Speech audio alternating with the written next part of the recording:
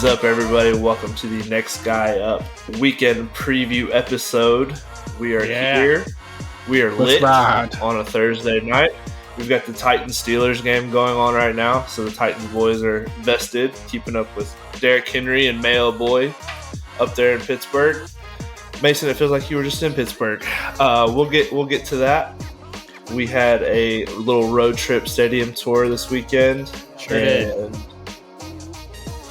Let's just dive in. Let's just dive into the episode. We're going to do our normal stuff. I don't have to do a full breakdown of we're doing this, we're doing that. Everybody knows. They know. This thing don't change too much. So, victory laps. Zach, I want to start with you. All right. Because you're crushing college football. Guys, don't look now. But if you've been taking our parlays, you know that I've hit the last 4 in a row college football, my leg of the parlay. And they've all hit, I'm just going to say, pretty comfortably. Like, I think every single one is hit pretty convincingly. Like, well, yeah. And so I'm sticking with it. I felt really good about my games last week. I'm sticking to my guns. I only have one pick for each week. That's my new thing. I got one pick for you, and it's a guaranteed win. The times I give 2 or 3 picks, a couple of them lose, and I still I should have stuck with my one that I knew that I felt in my gut was correct. And I juggled a few this week, but I got one I settled on. I think it's going to hit. I mean, I feel good about it, you know? And you're not giving out like Alabama money line against MTSU kind of bets here. Zach is giving out real spreads on real matchups. This is real. He's a college sharp, everybody. You know, we're at the point of the season where you're kind of understanding some of the storylines. You see which teams are for real, which teams are not, and I think it's a fun. And now college football always has some chaos. You know, there's always some crazy stuff that goes on. But I feel pretty good about this week. You know, I feel like we're getting a pretty good picture of our college football season and the playoff picture, and we're going to talk about that in a little bit. But I feel pretty good right now. Vols got a big win last week too. Yep, Vols That's got a big victory for us. Titans. Will Levis actually looks like a real quarterback, and our Titans are like almost fun to watch again. Maybe they were pretty not fun to watch. I'm gonna be honest with you. Tannehill, it was like a struggle to even watch the game. I was like, "What are we doing?" Our offense was terrible, but Will Levis understands that DeAndre Hopkins is like a good football player. If you just throw it to him, good stuff happens. So, you know, Titans looking up. Good thing Mike Vrabel said that Tannehill is the starter once he is back. Yeah, we'll see about that. We'll see what happens next couple of weeks. Yeah, I don't believe it either.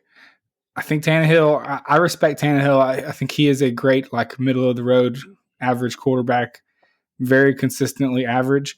But I think Will Levis is, you know, it's early. And you don't want to jinx anything. They played a couple of pretty mediocre teams so far. Falcons are not very good.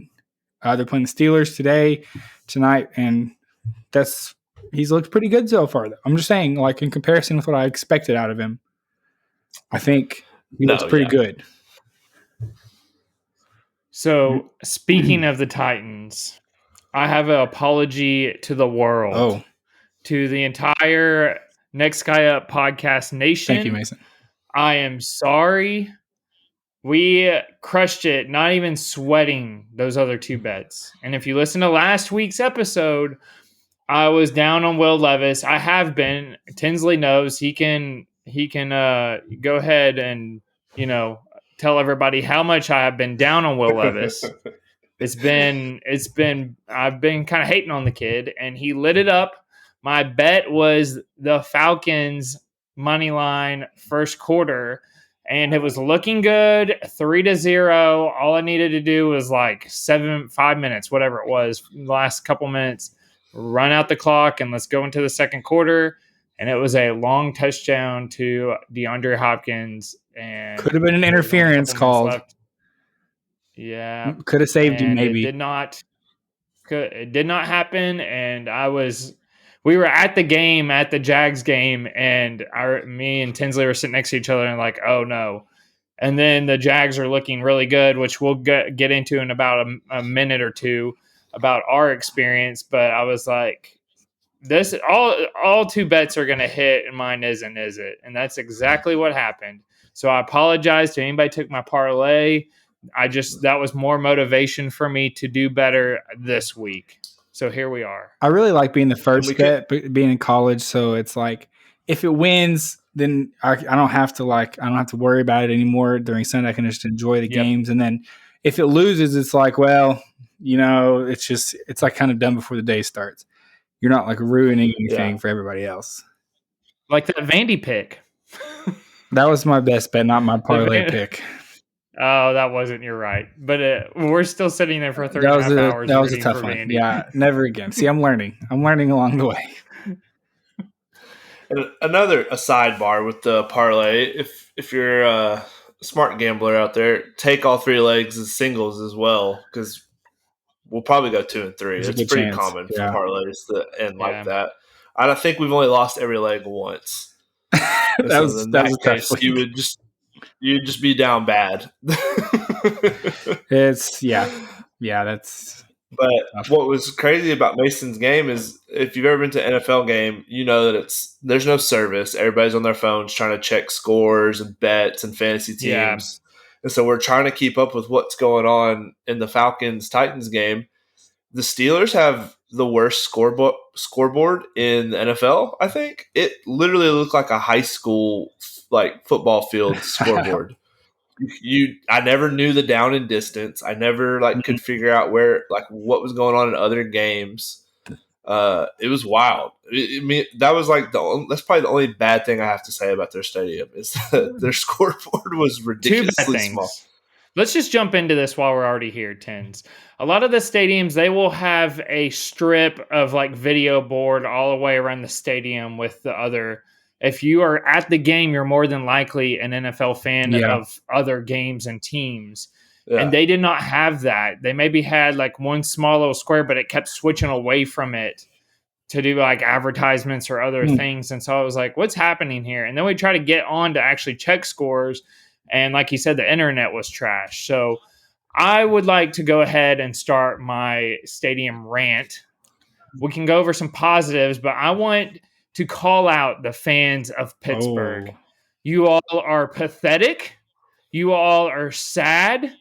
And the fact that the game was to start off, I have heard so many times, they're diehard fans. They shout and scream. It's the loudest stadium ever. Give me a freaking break, okay? Because that started, it was semi-loud, and then the kickoff happened, and everybody sat their butts down. And we stood, and I was like, no, I'd like to stand for a little bit. This is a football game. And we had one fan yelling telling us to sit down. And I was like, everybody's here acting like we're at a funeral service. Well, you know what? It was a funeral service for the Pittsburgh Steelers because they got taken to the woodshed, baby, by the Jacksonville Jaguars. Take that. Y'all need to step up your game. I don't want to hear this anymore. Guess what? Your towels don't make noise. So stop swinging those things around and scream and stand up. There's one little section that I wish I was a part of. Guess what? It was a Jacksonville Jaguar fan section. Nobody else was there to enjoy the game. They just sat on their butts and whined and complained about how cold and wet it was. Guess what we were doing? We were enjoying the football game. So that's my rant. I got fired up there.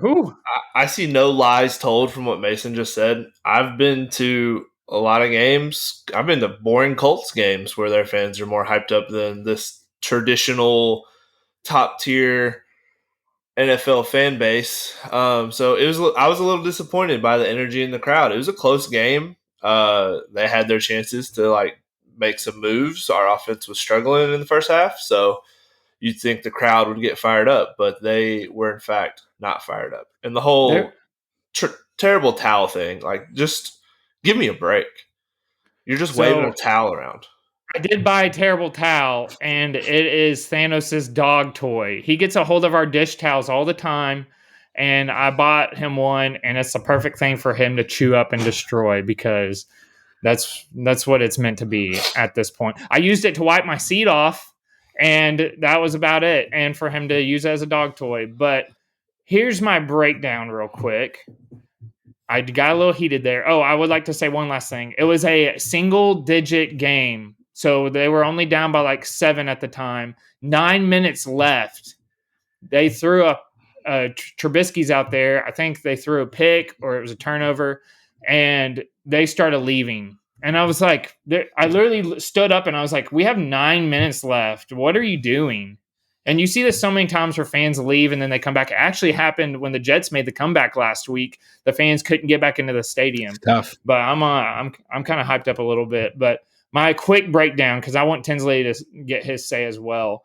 It was very historic. There was a lot of cool like memorabilia. They had the old like pictures of back when they were first winning Super Bowls, old uniforms, old pictures. They had a whole display of the terrible towels, everyone that they've made that's different. The stadium was pretty cool inside. They had a lot of like just different things that made it unique, different than like Nissan Stadium or some of the others. Yeah. My number one backlash was it took us, so we paid $65 for parking. It was the parking lot that was the closest to the stadium. We were literally across the road. Yeah. We did that because I thought maybe we would get out quicker. It took us an hour, me and Tinsley, which we didn't even sit on our phones because our internet wasn't working. Because I guess that whole section, the internet was bad. Parking was bad getting out. Traffic was bad getting out. And then we realized why. There is not a single police officer or single person directing traffic. So it took us an entire hour to get out of there and an entire 30 minutes to get, that was extra traffic getting out. And I've never seen anything like that ever. Like concerts or football games, I've always seen like a good flow. It's going to be bad. Everybody's trying to leave. You got thousands of people there. But the fact that I did not see one single person directing traffic, it was a free-for-all. It was a mess. Nobody was letting people out. So it was kind of a disaster. But that was my only backlash. But Tens, give your quick breakdown. No, yeah, I definitely agree. It had a lot of cool like historical stuff all around the stadium. Really good food inside and out. We got to the game early to check out the stadium, so we just hit up the vendors on the outside. Really good barbecue truck. Yeah. Getting in was really easy. Some stadiums you have a lot of trouble with that. It was super easy to get in. I got a really cool old school fashioned soda thing they were doing, and it was a cool metal mug, so that was fun. But and you're like, this thing's awesome. Yeah, it was cool. No, sorry. The stadium, like where it's at, is cool. Like it's right in there downtown. It's right on the river too, so there's like this cool view of the river. And then I guess when it's hot or like early games, there's a lot of fog that comes off the river, so it makes it cool. We saw people like taking the ferry to come to the game, so I bet that's like a cool little game day experience. But I mean, it's definitely, I'd probably put it as like, I think it takes my number 2 stadium now that we've been to. So we've been to number 1. Well, I have to say Jacksonville. So Jacksonville. And then Steelers, then Panthers, Colts, and then Titans. So the Titan Stadium is falling apart. It's bad. No, you're correct. There's a reason why they're trying to get a new stadium built. If I had to rank mine, I was knocking on the fans, but if we're talking about stadiums itself, I enjoyed Pittsburgh the most. Tinsley watched me. I was taking tons of pictures. I was looking around. Like it was really cool experience. Like look up some of like the stuff inside the stadium. They had a Lombardi trophy. I don't know if it was fake or real, but they had one sitting in the stadium that we got to see. So you hear about like history, like historic and history with like the Packers. That's kind of what I felt like with Pittsburgh. So I would go probably like Pittsburgh. Then I enjoyed the Colts Stadium a lot, like Lucas Oil, the dome. It was just really cool. Good food when we were there. And then probably go Jacksonville, Carolina, then the Titans. So that's my ranking there.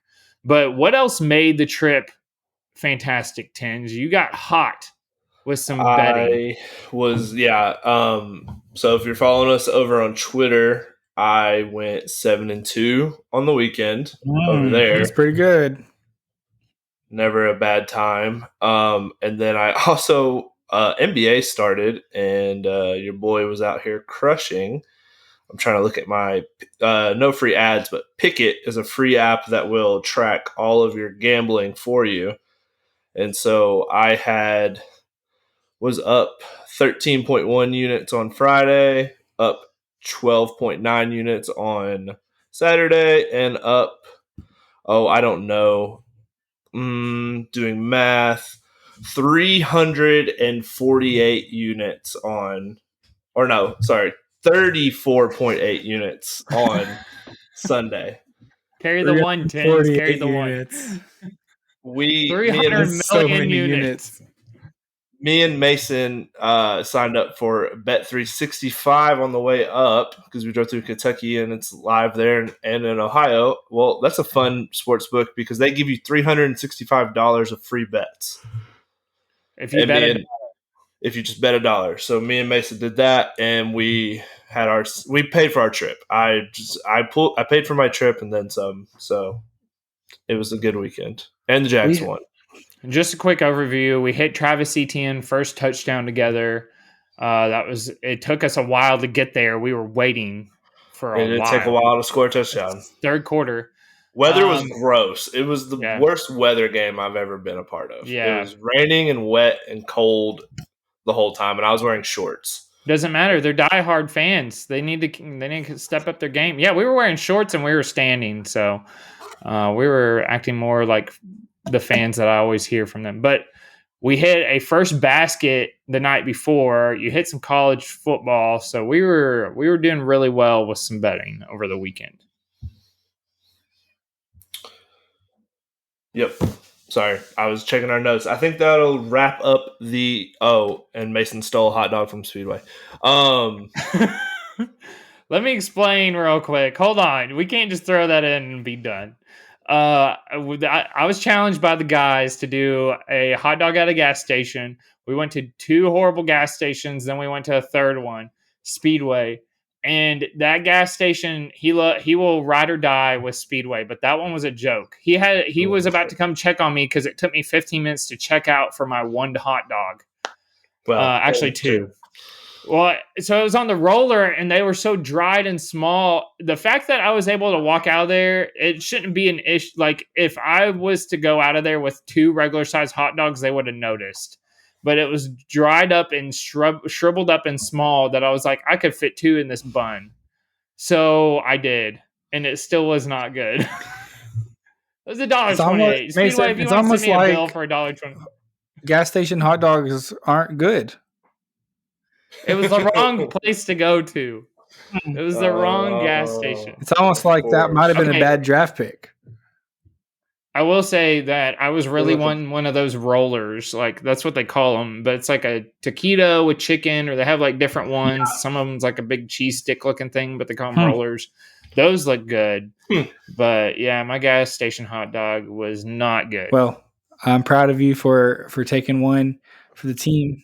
Absolutely. Even if you did steal it, which we do not condone here on the Next Guy podcast.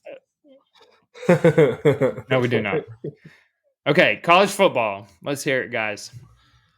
We have a lot going on. Big week. Big, crazy week. Lots of info coming at you. Buckle up, baby. So the first big thing that happened this week is the college football playoff ranking came out, the first one of the year. This one has been famous for just being very wrong. I remember the very first one that ever came out, Mississippi State was the number 1 overall seed, which did not end well. Last year was Tennessee. We all know how that one ended up. Yeah, Tennessee was number 1 ranked. Remember back a year ago, what a glorious day that was when this ranking came out, and Tennessee was number 1 in the nation for the first time in my lifetime. Not my lifetime, but the first time in my memory. And then it all went downhill after that. But Tennessee came in at number 17, so not bad. We have a lot of opportunity to move up. But let's go ahead. I think we can talk about it because some of our other talking points are within that. Our top 6 as of right now are Ohio State, Georgia, Michigan, Florida State, Washington, Oregon. Tim's first reactions to that list when you saw it? I don't agree with Ohio State, but other than that, it feels right. I feel like it's as simple as just switching Michigan and Ohio State. But so we've got 5 undefeated teams. Oregon, the only one-loss team to jump into that top 6 out of a list of 8 one-loss teams total. Those would be Oregon, Texas, Alabama, Oklahoma, Ole Miss, Penn State, Missouri, and Louisville. Now, out of that top 6, obviously, we've got a couple of really big matchups. Ohio State, Michigan, week 12, obviously, shaping up to basically be a play-in game for the playoff. Yeah. The winner is going to play in the Big Ten championship against probably Iowa. Who is, I'd say, not very good. So I think that's practically a play-in game. And then I really think you're pretty much going to have a play-in game with Oregon, Washington in the Pac-12 championship. As long as both of them win out, which I think they should, that I think the Pac-12 championship is basically going to be a play-in game as well.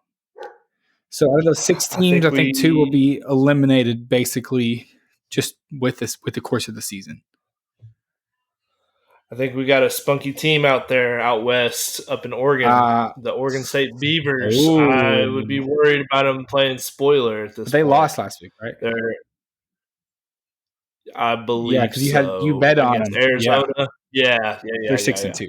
Yeah, that's tough. Arizona's been playing really well lately. I think Oregon gets a shot at Oregon and Washington. Yeah.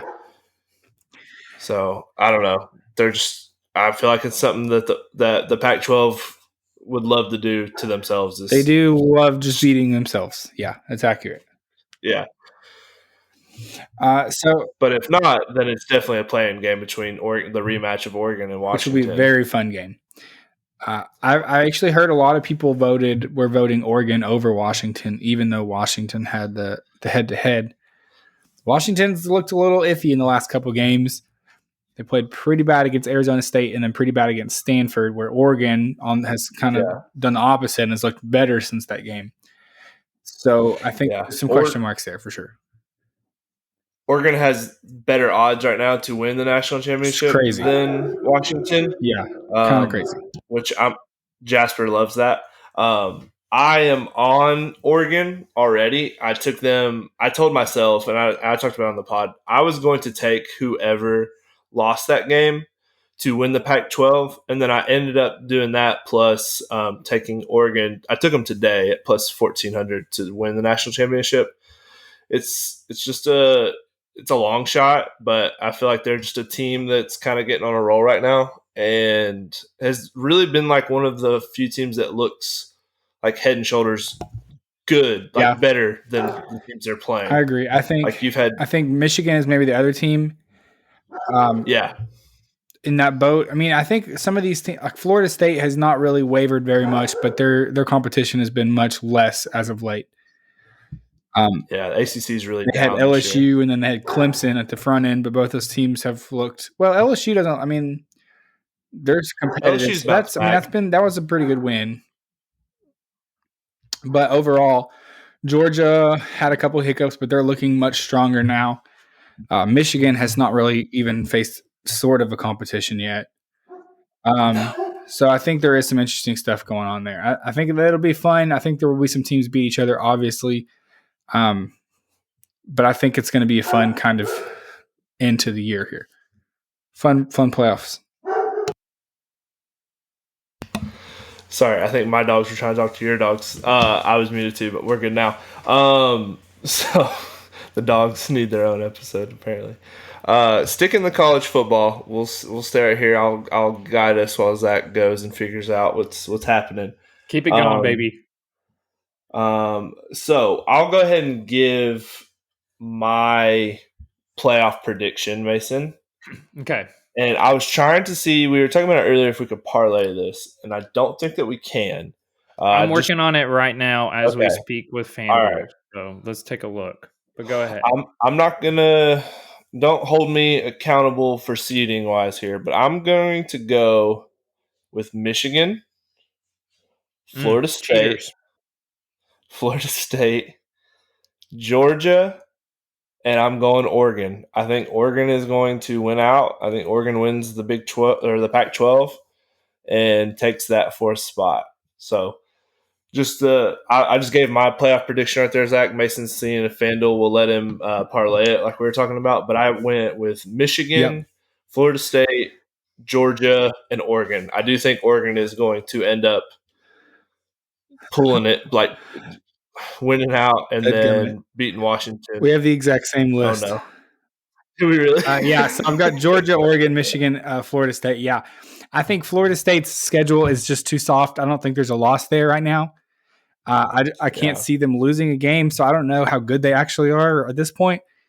But I don't see them playing bad enough. I think North Carolina has been exposed as kind of a fraud.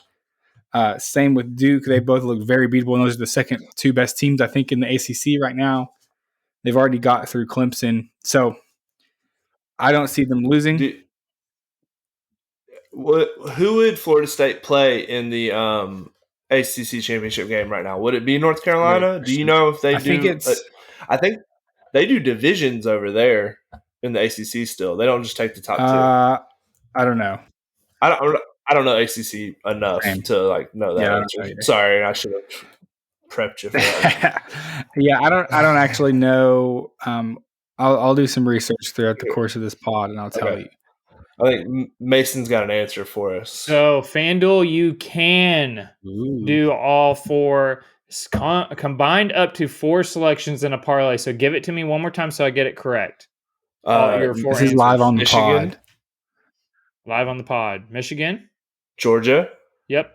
Florida State? Okay. And Oregon. So, that will be a plus 812 if you get it correct. Pretty good. I would like to real quick break down. Be right back, boys.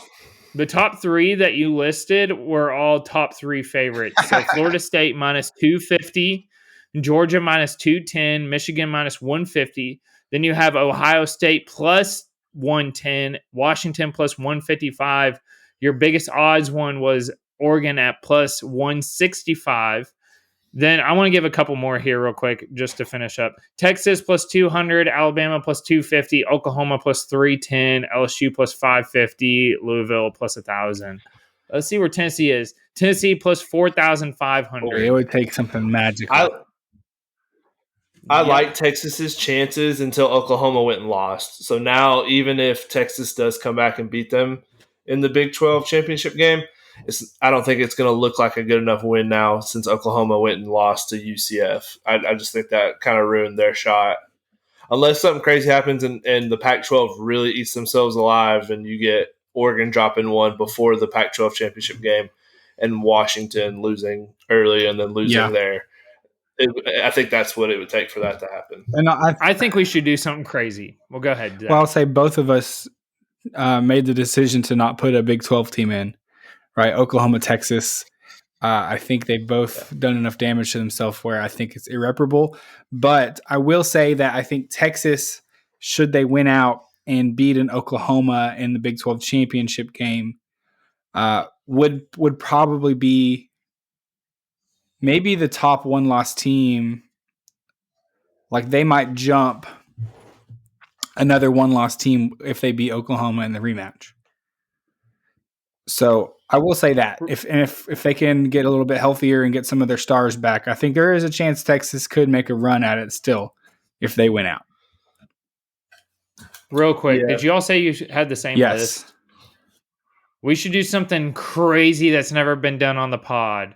Make this a bonus official parlay. Yes. I just took it.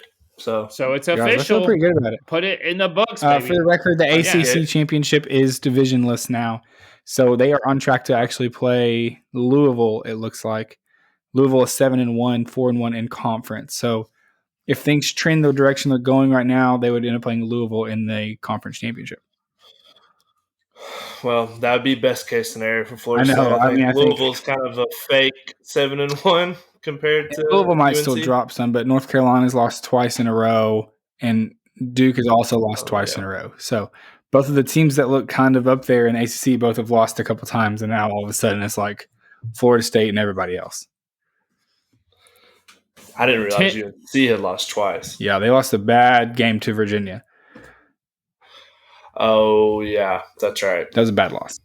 10 to pay out $81.28, by the way. Sounds like a winner to me. Yeah, I had a random boost for college football for this weekend, but I said, nah, we'll just use it on this. Heck yeah. So just in case you were wondering, North Carolina is plus 21,000 to make it. So if you would have subbed them in instead of like Oregon, your payout would be plus 75,000. It'd be $10 to pay out $7,500. So that's a pretty good payout. You want to do that instead, guys? Change it up a little? I think I'm all the way good on that one. So college football, looking ahead a little bit, I have some of these in my weekend matchups, but boy, is this going to be a huge weekend in college football, especially in the SEC West. I'm going to mention a couple games, but even actually SEC East too. Like the SEC has some serious like conference shaping games coming up this weekend. I'll mention some of them in my weekend matchup, but there's some fun matchups around the country this week. Last week was a little bit light on some of those big games, but this week's is pretty heavy. I think it's going to be a fun week.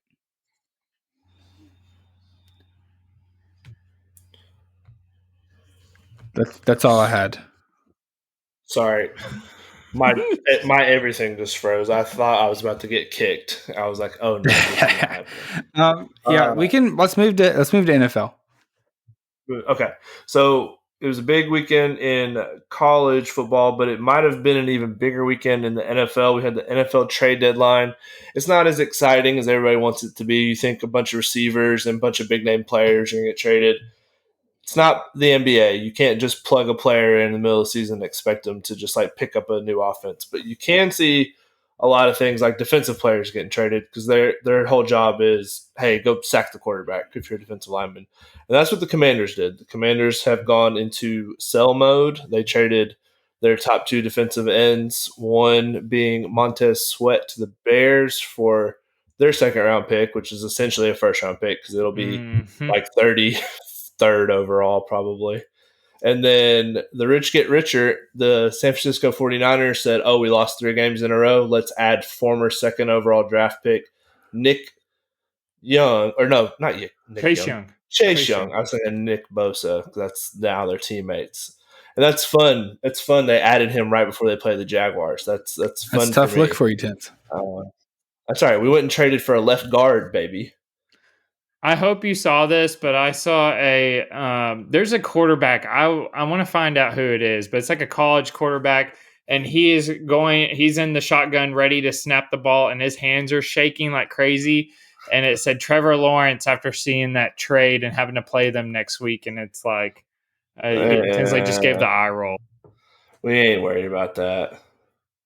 Well, we just traded for Ezra Cleveland, bro. We're fine. Who's that? He's a top 10 left guard in the NFL, man. What's the odds of us you guys drafting like a high school offensive lineman and you still saying he's a top 10 no matter what? You're getting a text. Go ahead. Do whatever you're about to do. Listen, the Chase Young, the fact that he was a second overall and they had a 3rd round pick that they got in that I said it in a group text. The math ain't math in there. The fact that happened was just kind of okay. I take back what I said. Is it a 6th round pick for that offensive lineman? Oh no, you keep talking. I'm gonna find a ranking for you here. Oh, okay. I'll keep breaking down the trade deadline. The Vikings, they had an injury, obviously, with Kirk Cousins, so they needed to find somebody else. Yeah, tough. Achilles injury. Who did they trade for? Zach, one of your favorites. Boy, Josh Dobbs. You would be correct. The Cardinals got a 6th round pick, and the Vikings got a starting quarterback, which is just wild that he's the comeback Josh Dobbs right now. Coming from where like he was a backup for so long in Pittsburgh, and to do what he's done, and now he's a starter in the NFL. That enough to get traded, that's a pretty cool story, honestly. He's worked hard, and he's a good guy. I like him a lot. I'm happy for him. And 1,500 yards, 8 touchdowns, 5 interceptions is his stats for this year. If you look at like Jimmy Garoppolo or some of these like veteran quarterbacks, he's actually played better statistics wise with a team that is not as talented in my opinion. Very bad. A lot of people thought that they were tanking. They are tanking, and he has actually surprised. He's like, nah, I'm going for these. Yeah, the Cardinals had to get rid of him because he was tanking too well. He was like, he was not tanking. And he was trying to. That's hard. Exactly. Yeah. So they're going with the rookie quarterback Tune, just because they're like, oh, this guy keeps winning for us. We don't want that. So he already talked about the Bears making a move on Montez Sweat. And then there was just a couple small, like the Seahawks acquired a former Pro Bowl defensive lineman, Leonard Williams. The Giants got a second-round pick for. That was a big trade. Yeah, he's a very good defensive tackle. I don't know why the Giants traded him. They also look like they're in sell mode a little bit with just getting blown out. And this is a little bit before the trade deadline, but we already talked about this, but Kevin Byard got basically the Titans just sort of like, oh, good players, here you go, Eagles. So you were talking about the NBA. NBA likes to make a big deal out of the trade deadline, and is usually like headlines all over the place. They actually stole thunder from the NFL trade deadline with James Harden being traded on the same day as the trade deadline for the NFL. So that was just a random. Okay, I have a question for Mason. Okay. Do you think the Titans are actually in rebuild mode right now? Or do you think last week's performance by Will Levis kind of made everybody be like, maybe we can make a run at this, like this season with our current personnel? Or do you think they're still trying to – you think they regret trading Byard when they did? I don't know. I just feel like they pulled the trigger too early. Levis looked better than people thought he was going to look, and now all of a sudden it's like, oh, man. It's almost like what you just said. They pulled the trigger, and then it's like they almost kind of changed their minds, because there was a lot of rumors out there that teams were very active in trying to get Hopkins, and they were declining offers. And it's not like they changed their mind on having them be available, like on the trade block. There's a lot of things out there. It wasn't that no, you're not giving us enough. It was the fact that they changed their mind on trading Derrick Henry as well, was rumors, and then those kind of went away. So it's like they almost were like, all right, let's go sellout mode. And then it's like, oh, maybe there is a little glimpse of hope, and they changed their mind. So I would like to say not so fast, just because the fact that they were playing the Falcons. And if anybody's watched a Falcons game, we're in live time right now watching a Pittsburgh Steelers team, which their defense looked good. Like they still, there were some plays that they blew up with the Jacksonville Jaguars 10s. Did they not? Like, there were some things going on there. It's just, it didn't last forever. They still have TJ Watt. He's a monster.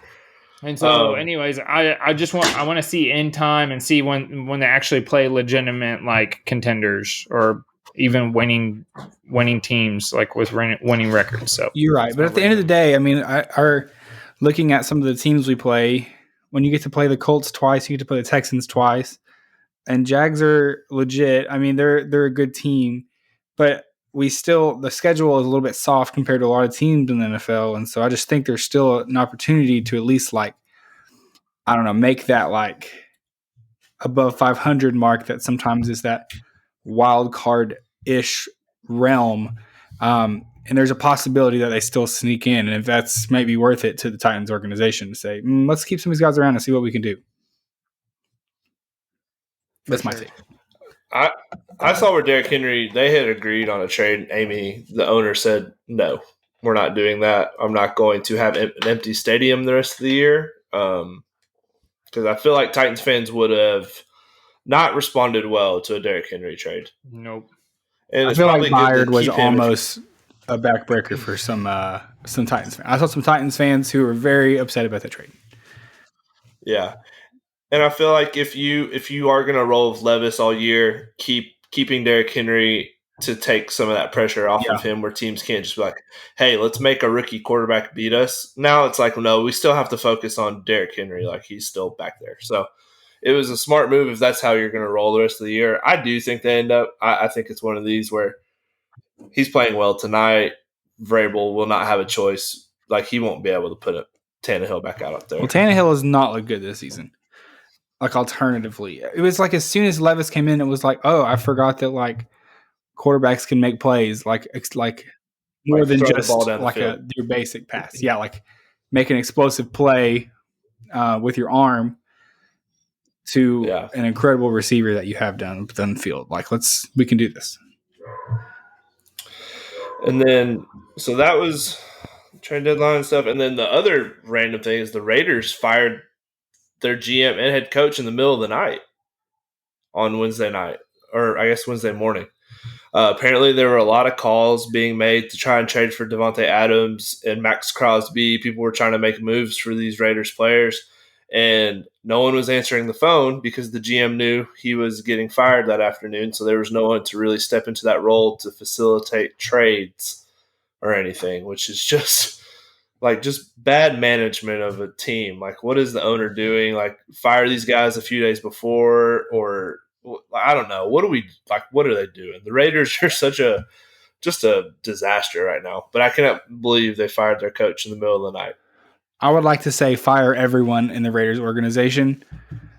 My fantasy team, this is off the topic a little bit. My fantasy team was looking so good. And I, for somehow, have 3 Raiders players on my roster, my fantasy roster, which was my first mistake. Yeah. I get it. That's my fault.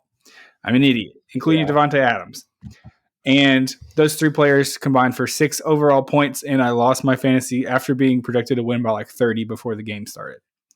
Truly heartbreaking. Raiders, fire everybody. Start over. Well, they did. Good. They deserve it.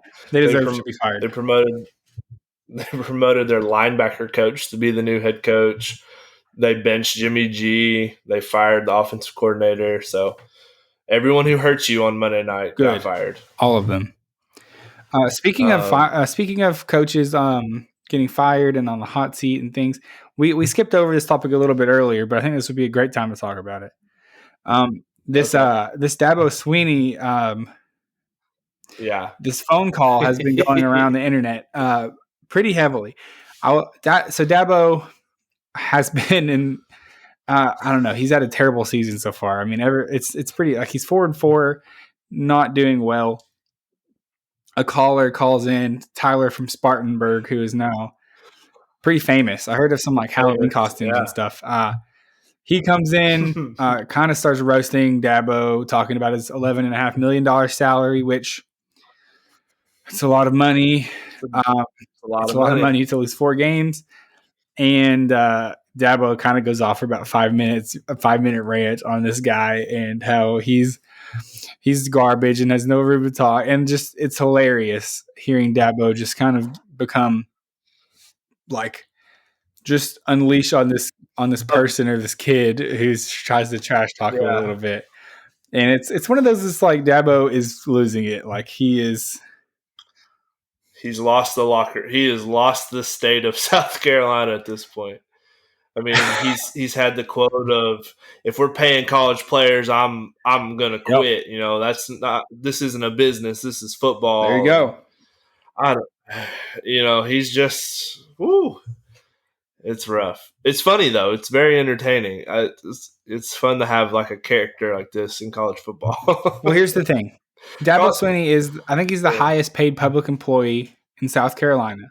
Like paid by the state in some way. $11.5 million a year salary. If let's say you're a normal person and you're making like $50,000 a year. Let's just say you're kind of like an average person. That Dabo Swinney is making like 220 times your salary. Like you'd have to work your job for 220 years to make what Dabo is making to go 4-4 in whatever he finishes at. Like, and it's easy I know it sucks to like be criticized because you're doing the best you can. You've really pulled this program out of the ashes. Like you've truly had a remarkable run. But it's the same with NFL and NBA and whatever. Like, you're getting paid a ton of money, but as soon as your production drops, there's somebody else that's going to take your spot. And so it is what it is. I mean, this is sports for you, you know? It's definitely a what have you done for me lately league. Yep. You can't sit on your championships for very long. Especially college football fans. They're ready for the next one. And I'm not going to say they're going to fire him this season. They're definitely not. No, his buyout's too. But I'll tell you much. that It's wild. This is what happened to Phil Fulmer. Is he won a couple? Like, he had a couple really good seasons. He had a long winning streak, won a national championship, and it was a handful of years after that. He went like 6-6, and it was done. Yep. I mean, that's all it takes. You know, one of the greatest coaches in Tennessee history is done 6-6 season. So it is interesting.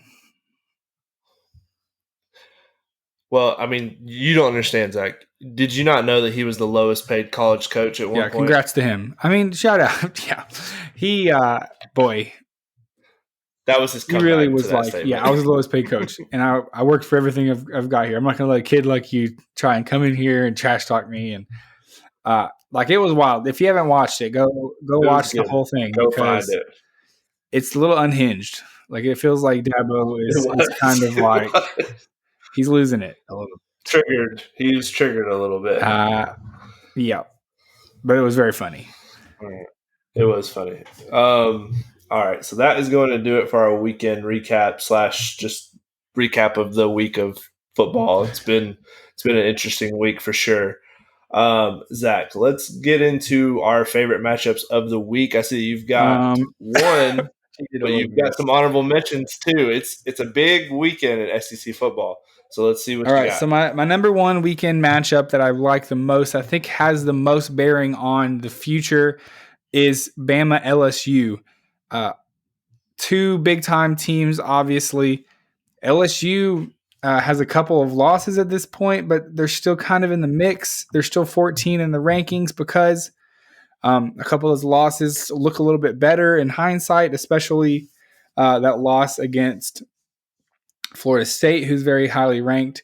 And so LSU kind of, I mean, I've heard they still have a chance really to play into this playoff if they get a big win over Bama, go to the SEC championship, and beat presumably Georgia. I mean, they've still got an outside chance at sneaking in, as I think you'd have a hard time leaving out an SEC champion that just beat Georgia in a game. So I think that game has a lot of bearing, but also Bama is playing for their life this week. They are number 8 in the rankings. They lose this, I mean, they're done. And really, this is almost this is a huge game for whoever's going to be in the SEC championship game. One of these teams basically going to get eliminated this week from SEC championship contention and effectively eliminated from the playoffs as well. So consider this a playoff elimination game. I think it's going to be really fun. I did not bet on this game because I have no idea what's going to happen. LSU has been their offense is obviously very good. Jane Daniels is at this point kind of climbing some of the Heisman rankings despite having 2 losses already because he's just looked very good. Bama, we know who they are at this point. They are not an elite team. Very good defense.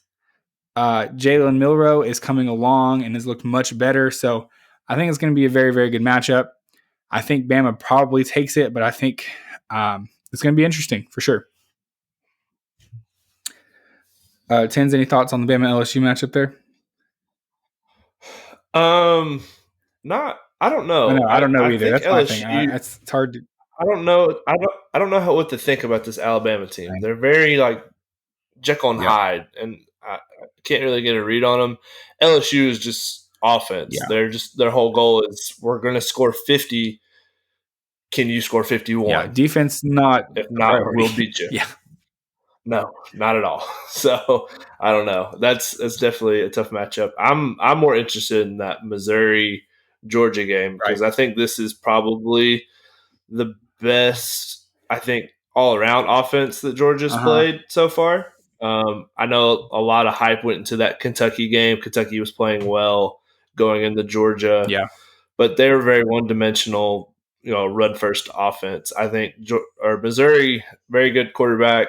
very good weapons at wide receiver. So I think they could push Georgia to the limit that they've been pushed to so far. And they've kind of sleptwalk a few games where had they been playing somebody better, they probably would have lost. So that would be my college matchup that I'm most interested in. I really almost made that game my best bet. But I honestly I like the game, but I don't know. I couldn't figure out which way to go because there's half of me that says Georgia is kind of turning into their vintage form, even without Brock Bowers.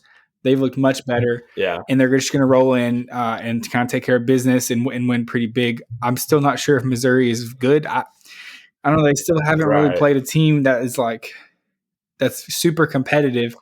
And so it's still hard for me to look at their season so far and be like, this Missouri team is legit. It kind of screams one of those teams where their favorable part of their schedule was early, and now they're starting to hit their tough part of the schedule, and we're going to see what happens.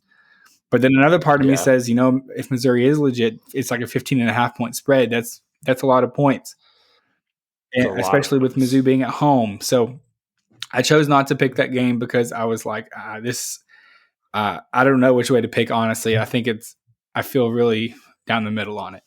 The third honorable mention, which we'll spend less time on here, was A&M and Ole Miss. Ole Miss is also fighting for their SEC West Championship hopes. They obviously dropped that game to Bama earlier, but they only have one loss. They're actually sitting in a decent spot. They're sitting at number 10 in the playoff rankings. A win here, and all of a sudden, Ole Miss is looking at, if they can win a couple big games down the road, an SEC championship game against probably Georgia on the horizon for them. And with one loss, that could potentially be, like I said, a play-in game for the playoffs. So, very interesting game.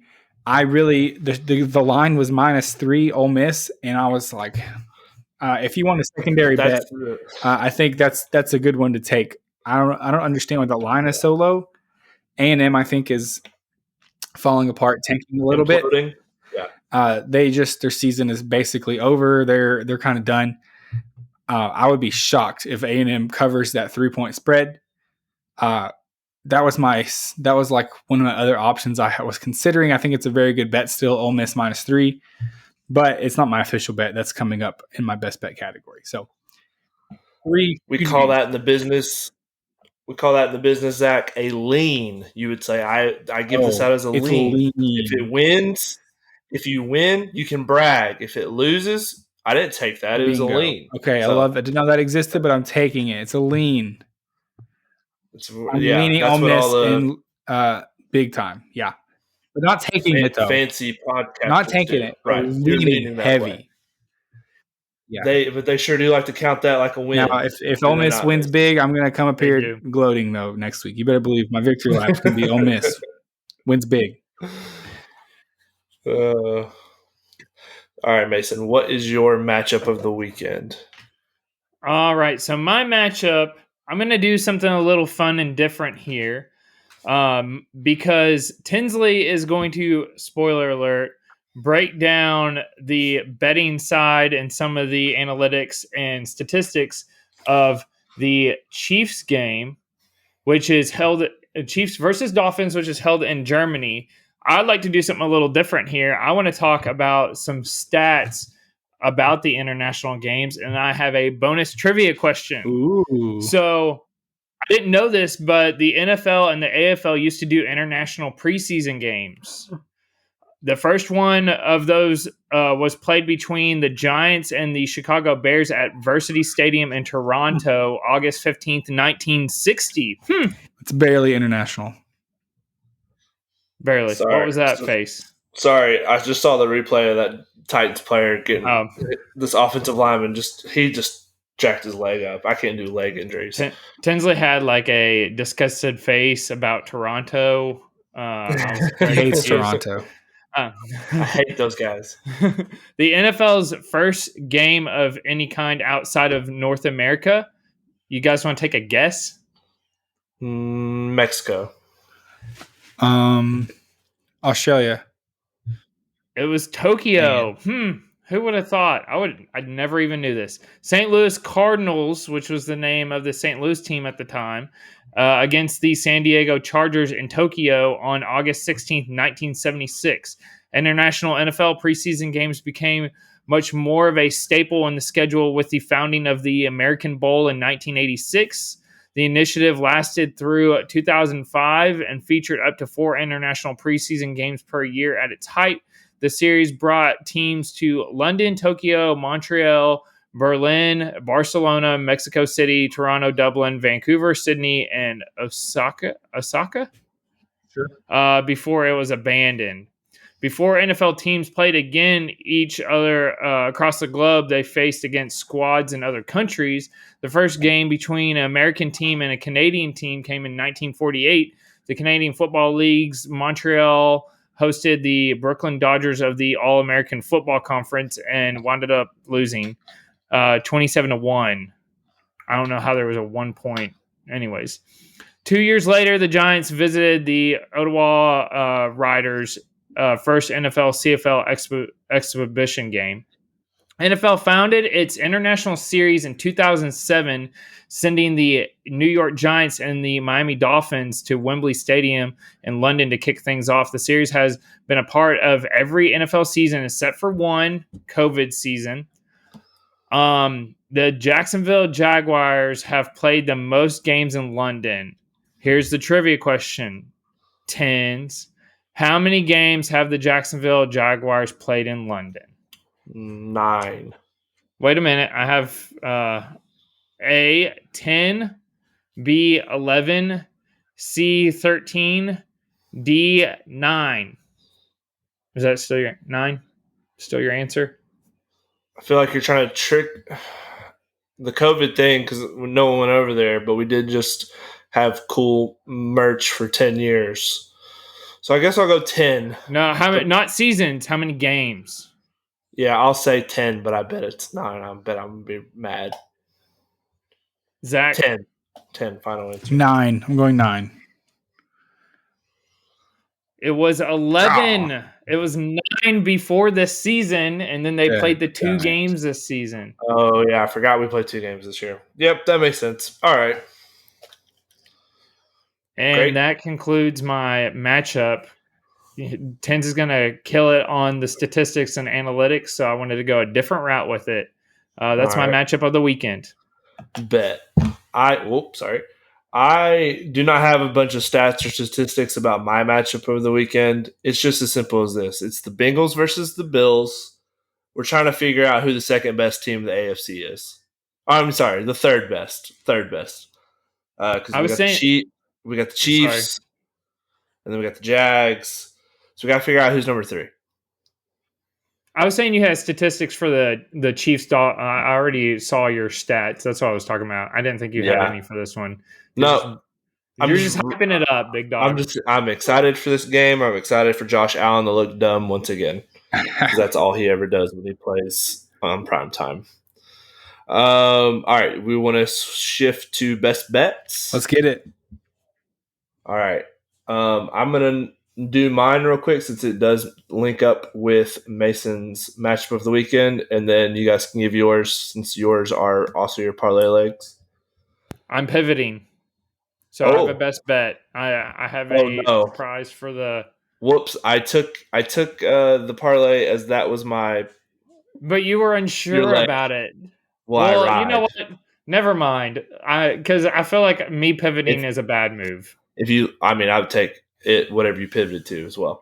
But here we go. I am going with Chiefs -1.5. Patrick Mahomes as an underdog or favorite of 3 points or less is 19-6-1 in his career. That's 76%. Dolphins have not beaten a team that has a winning record this year. So the teams that they have beaten are the Chargers, Patriots, and Panthers, because they beat the Patriots twice. There's somebody else in there. They obviously suck because their records combined are bad. The Chiefs, this is some real nerd stats here for you. The Chiefs are top 5 in DVOA in offense, defense, and special teams. The Dolphins which they do rank number 1 in offense, are the 22nd and 25th on defense and special teams. Now, if you're wondering, hey, nerd alert, what does DVOA mean? It just means that it's defensive adjustment value over average. So it's just like how well you do over the average per play, like gaining yards, giving up yards, turnovers, things like that, how efficient you are on offense, defense, special teams. If you're top 5 in all 3 categories, you're a pretty good football team. The Dolphins consistently are counting on their offense to bail them out for their bad defensive play.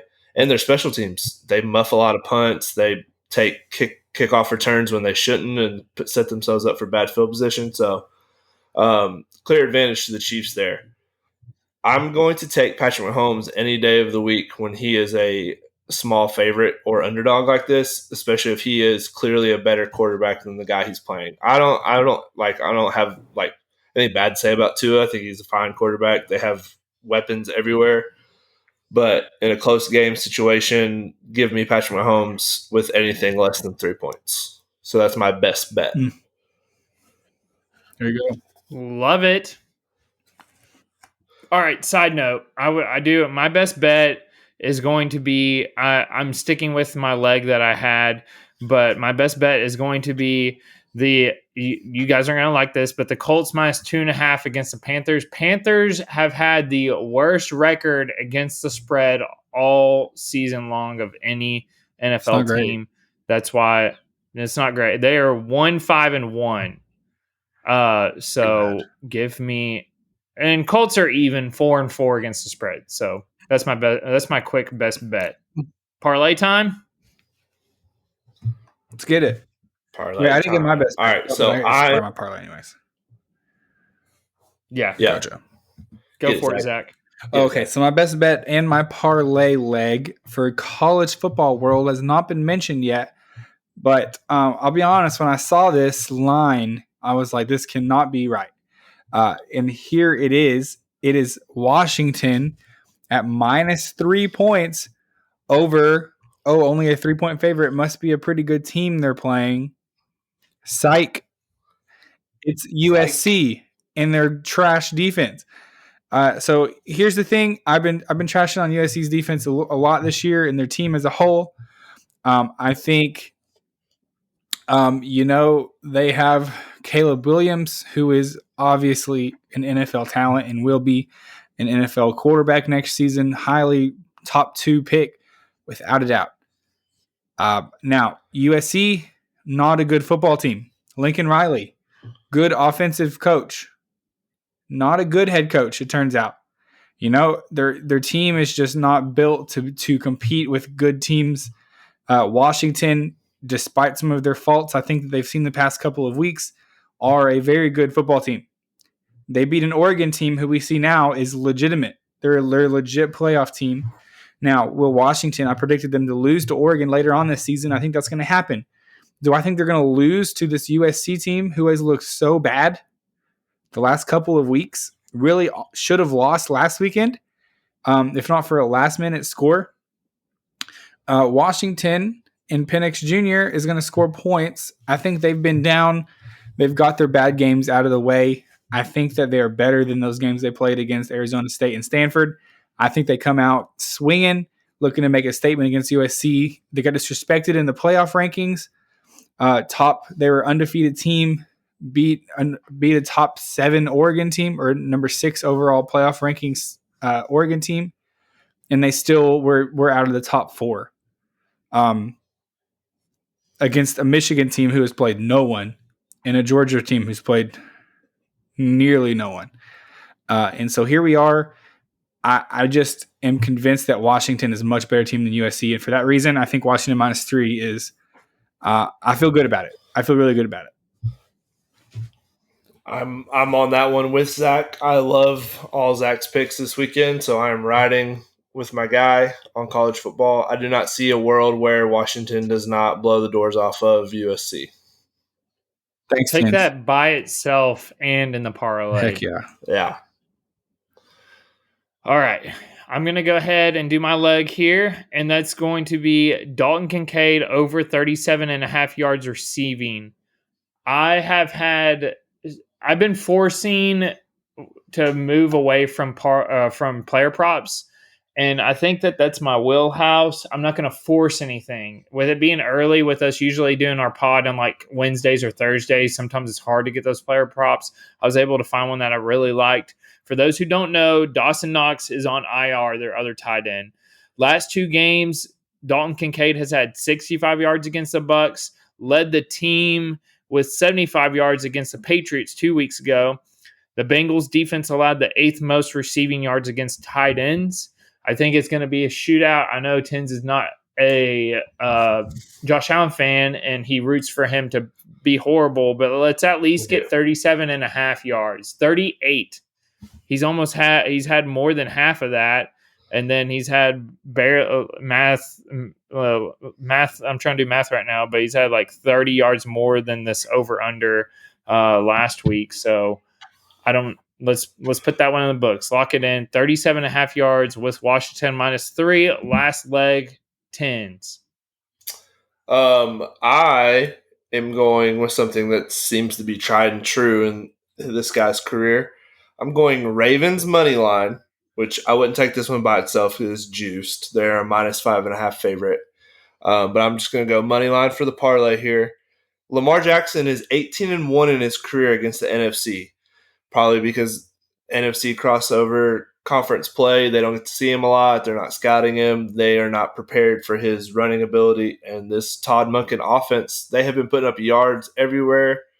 Last time we saw the Ravens blow out the Lions 2 weeks ago, who are like the NFC darling right now, and then they beat up on the Cardinals last week. So Ravens at home, I'm going to take the money line, be a little bit safer. I don't love -5.5. That's past a key number, so I would stay away unless something makes it drop to a 3. So just give it money line for the parlay, and that actually is going to bring us to plus 381, that's pretty good. Yeah, value nice right safe there. number. Look, here's the deal, guys. Nothing too here's crazy. what if we win 1 out of every like 4 weeks, I mean, you're making your money, If you're taking it with us every week, and then we just have to win 1 out of every like once a month, parlay hits, you're making money off the gig, It's true. It's true. That's all. Love it. Put it in the books. It's a parlay for a reason. Right. You're not even supposed to hit a parlay. Yeah. But we're going to guarantee 1 this month. Maybe it's this week. I feel good about it. I think it's this week. All right. Is that a pod? That's a pod. That's a pod. That's a weekend preview. Consider this weekend previewed.